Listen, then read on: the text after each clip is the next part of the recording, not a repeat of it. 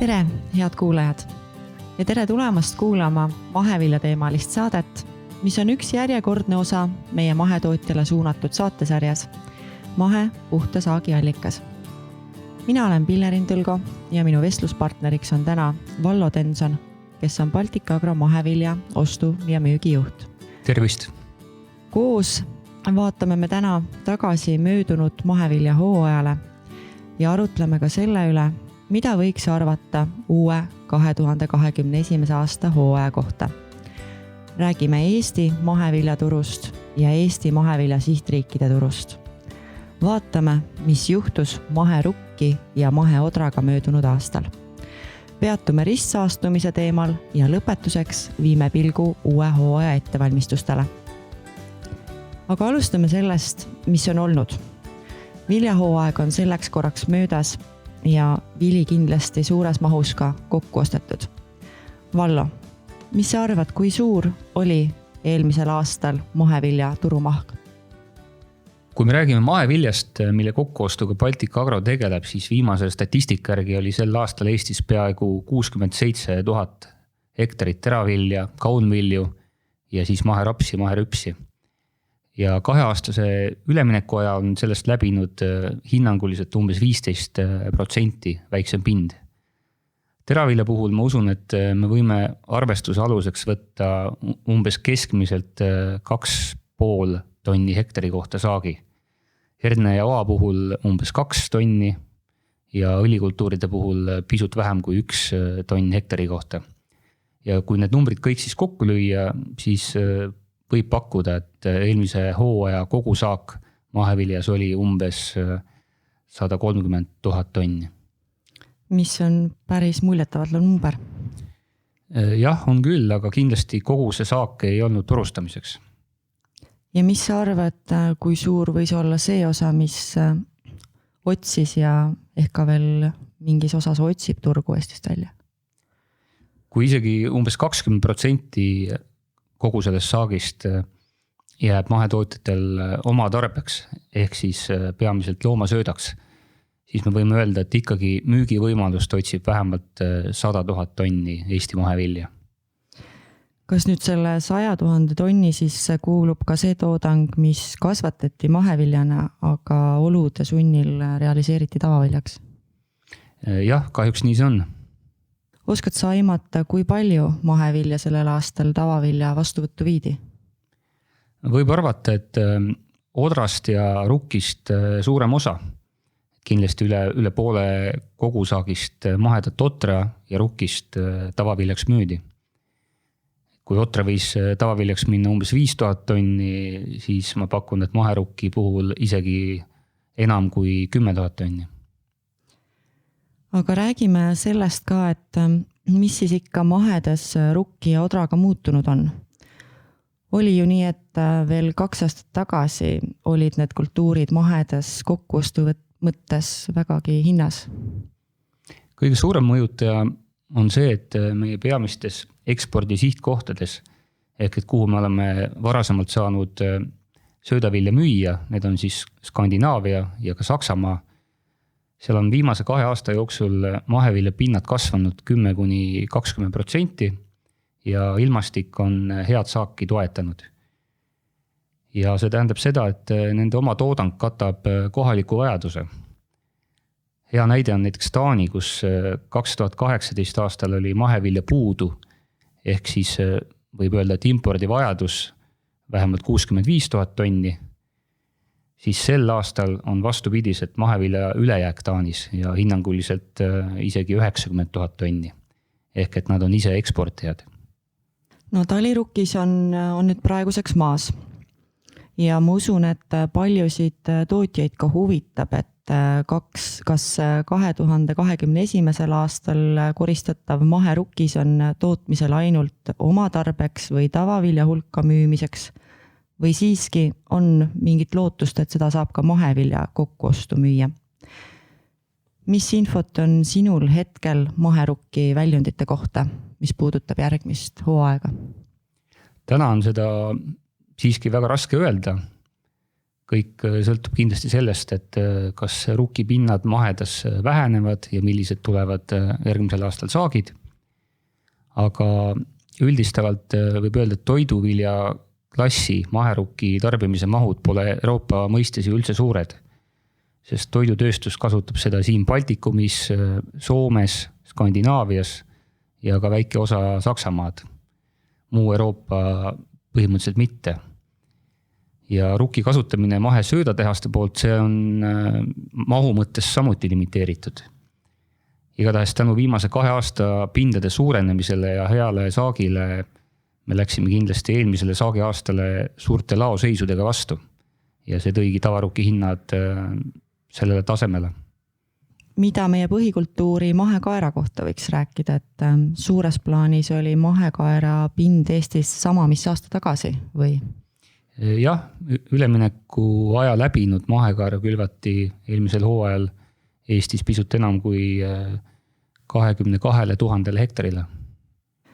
Ma tean ka, et tootjate ootus hinnale oli ikka kõrgem möödunud aastal, kui ta lõpuks kujunes, et äkki räägid meile natukene, milline oli olukord mahekaeraga meie lähiregioonis, mis hinda kindlasti mõjutas? Ma oskan öelda, et Leedus näiteks kasvas aasta lõikes mahekaera pind vähemalt 50%. Ja siin meie lähedal veel Soomes, Rootsis külvati samuti vähemalt 10–15% rohkem kui aasta varem. Ja nagu juba mainisin, siis ilmastik toetas head saaki ja see omakorda lõppkokkuvõttes mõjutas hinda.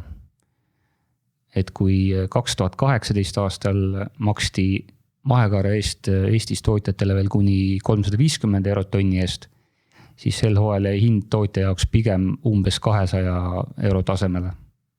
Aga kuhu liigub Eestis kasvatatud mahetoidukaer? Eestis toodetud mahekaer veetakse ikkagi põhimõtteliselt kõik piiri taha. Lähemad suuremad tööstused asuvad Lätis ja Soomes. Ja kui eksport Soome on olnud varasemad aastad märkimisväärse osakaaluga ja seda kogu Eesti mahekaera toodangust, siis sel aastal on nendel endal kodumaise pakkumise suurenemise tõttu import või impordi vajadus olnud päris tagasihoidlik. Aga meie mahekaera suuremateks eksporditurgudeks on olnud Saksamaa ja Hispaania, aga näiteks ka Inglismaa, Ühendkuningriigid pean silmas ja Iirimaa. Et suures pildis tegelikult ikkagi mahekaer muutub päris populaarsemaks ja seda just tervislikkuse tõttu. Aga milline on hinnang kvaliteedi kohta, kui võtame näiteks mahekaera eelmise hooaja kvaliteedi? Üldistavalt võib öelda, et augustikuus koristatud vili oli tõesti hea kvaliteediga. Mahukaalud keskmiselt 540–560, peentera osakaal oli väga väike ja värvus oli ka ilus. Aga hilisemad koristused, peamiselt siis septembris, et see enam nii ilusat pilti ei näidanud. Et septembrikuu vihmad just rikkusid terade värvi ja pahatihti oli mükotoksiinidega probleeme. Vaadates uude hooaega, siis võib-olla see koristusaeg on väga hea tähelepanek, et sellele kindlasti tasub natukene ette mõelda. Turul on ju saadaval nii varasemaid sorte kui hilisemaid sorte, et on ka Baltic Agrol mahesertifikaadiga Meeri, mis on tunduvalt varasem kui Symfoni. Et viskame siit kohalt väikse mõtte õhku, et tasub seda planeerida. Aga lähme edasi nisuteemadele, et kindlasti ei jäänud mahetootjal eelmisel hooajal märkamata, et tavatootmises nägid põllumehed sel aastal kõrgeid nisuhindasid. Kuidas meil selle eelmisel hooajal mahenisuga läks ja kuhu meie mahenisu üldse Eestist liigub valla?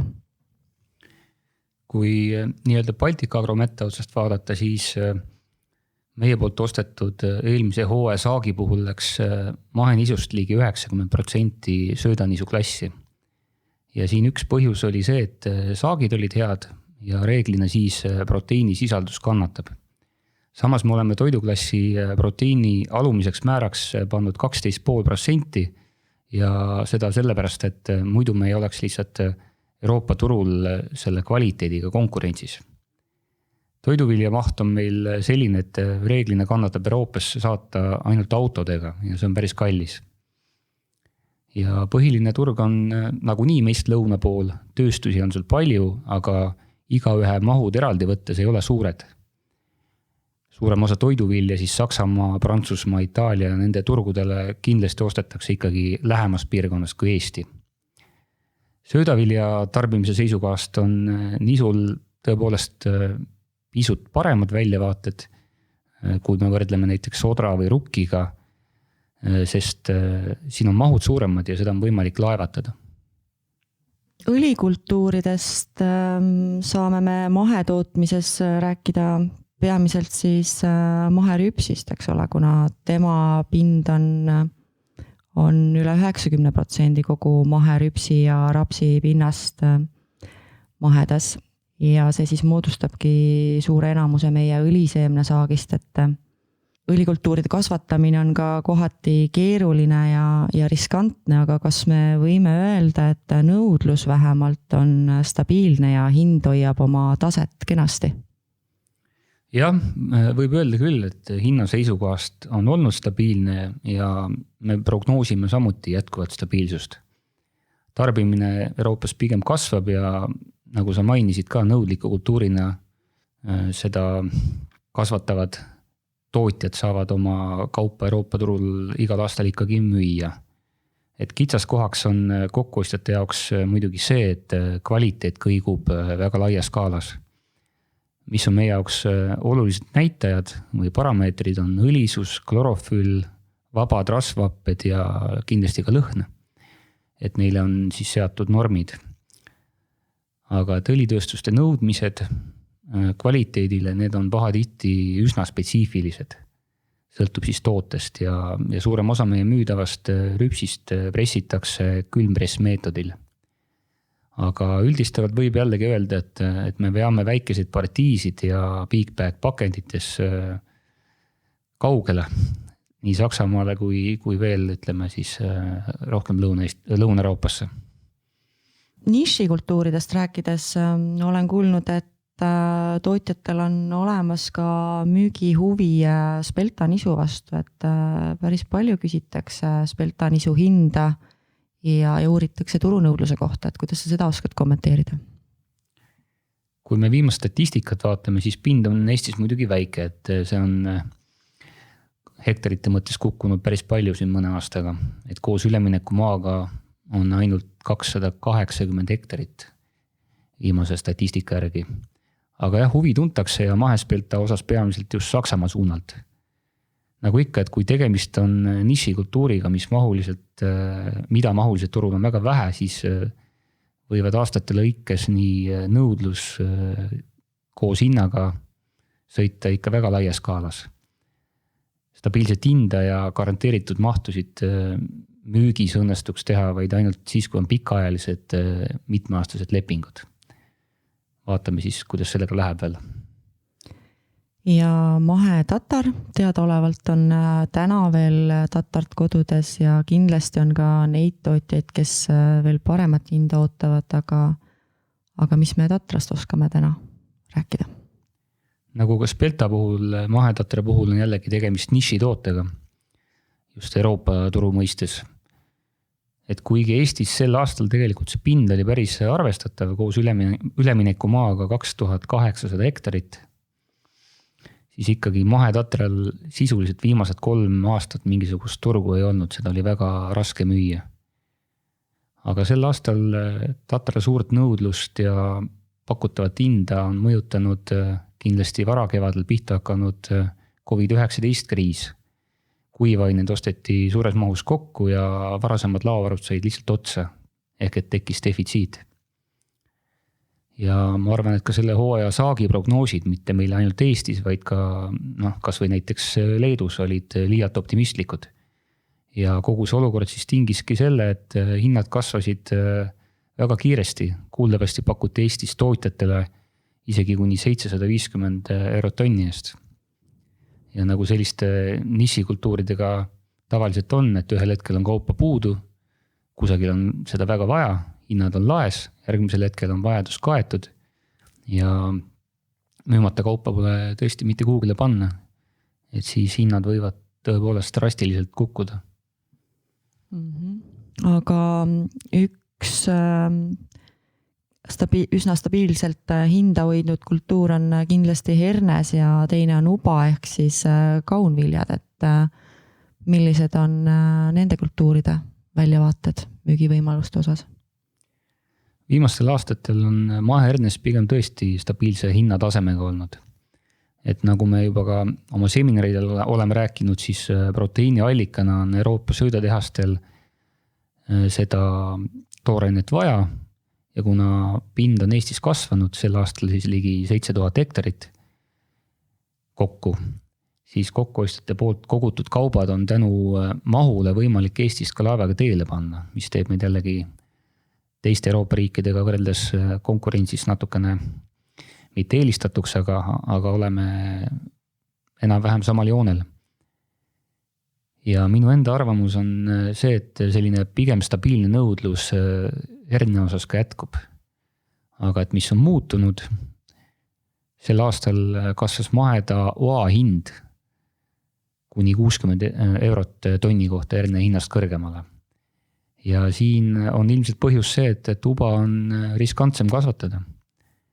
Et nagu siin kuulda on olnud, siis viimastel aastatel on päris palju võimalikust või potentsiaalsest saagist jäänud ilmastiku tõttu põllu peale.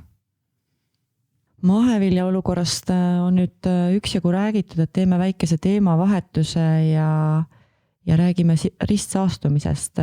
Ka sel aastal tuli välja juhtumeid, kus mahevili osutus mitte mahedaks. Räägime natuke sellest, et mis siis saama hakkab, kui maheviljas tuvastatakse mitteloputud aineid, mida kokkuostjad sellisel juhul teevad. Kui me oleme koormate vastuvõtu järgselt saanud laborist kinnituse, et proovist on taimekaitsevahendi jääk leitud ja viiakse läbi topeltkontroll, mis seda ka kinnitab, siis me selliste juhtumite lahendamisel oleme viimastel aastatel teinud päris head ja võib öelda ka tulemuslikku koostööd Põllumajandusametiga. Sest lõppkokkuvõttes on nii tootja, PMA kui ka meie jaoks tähtis teada saada, et kus kohas ja kuidas see ristsaastumine tekkis. Et ainult siis on võimalik tulevikus samasugust riski kas või natukenegi vähendada. Millele siiski kokkuostjad ennetavalt tähelepanu pööravad, et eesmärk on ju ristsaastumise riski ja rahalise kahju riski vähendada? Kindlasti on tähtis veovahendi puhtus. Koostöös veofirmadega me hoolitseme selle eest, et enne mahevilja vedu oleks veovahendi kast puhastatud. Aga me paneme müüjatele ka südamele, et kasti puhtust palun kontrollige enne laadimist. Ja teiseks me proovime ristsaastumisega seotud ohu rahalise riski mõttes viia võimalikult väikeseks nii tootja kui müüja ja siis meie kui kokkuostja jaoks. Et selleks, mida me saame teha, me ladustame kokku ehk et erinevate tootjate nii-öelda koondpartiisse nii vähe kui võimalik. Et see võimalus sõltub muidugi laost. Näiteks viljatünnides õnnestub seda teha maksimaalselt 100 kuni 150 tonni piiriga, aga isegi kui me kasutame põrandaladusid, siis me proovime selle nii-öelda maksimumkoguse mitte rohkem kui 300 tonnist suuremaks ajada. Tuli juttu Saksamaa analüüsidest, et aeg-ajalt ikka küsitakse, et mis proove te seal Saksamaal täpsemalt teete ja kas neid analüüse ei saaks teha Eestis? Me oleme juba mitu aastat kasutanud Saksamaa labori teenuseid. Need proovid, mida siin Eestis Saku laboris on võimalik teha ja mida analüüsid lüüsitakse, et need on ikkagi kogu selliselt liialt väikesed konkureerimaks teiste riikide suuremate laboritega. Et siin on hind just see, mis paneb asja paika. Ja meil on tõepoolest välja kujunenud selline usaldusväärne koostööpartner. Nad ise seal Saksamaa laboris ütlevad mõõte täpsuse kohta sellise hea näite, et kui maheviljaproovis on taimekaitsevahendi jääk sees, siis see on tuvastatav nagu vihmapiisk jalgpallistaadioni suurusel platsil. Ma vahetaksin nüüd Pillerin ise hoopis teemat ja küsin sinu käest, kes sa kokku puutusid palju mahetõenditega, et eelmisel hooajal tundus see olukord parem kui eelmised aastad. Et just ostu-müügiprotsessid sujusid paberimajanduse mõttes kiiremini. Et kuidas sulle endale tundub? Jaa, minu meelest küll läks eelmisel aastal kokkuostuprotsess seoses mahetõendite olemasoluga väga sujuvalt.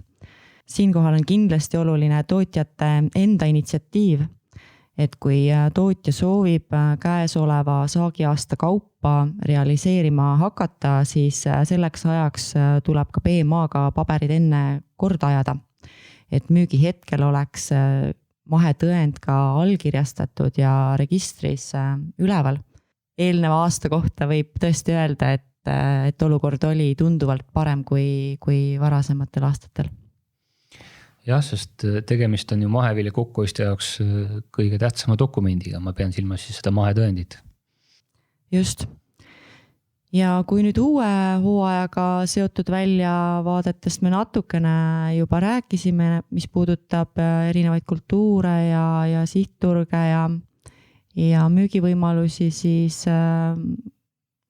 võtaks siin nüüd otsad kokku ja ma küsiks nii, et millised on uue hooajaga seotud ootused, soovitused või nägemus, mida sa soovid tootjatele öelda, Vallo?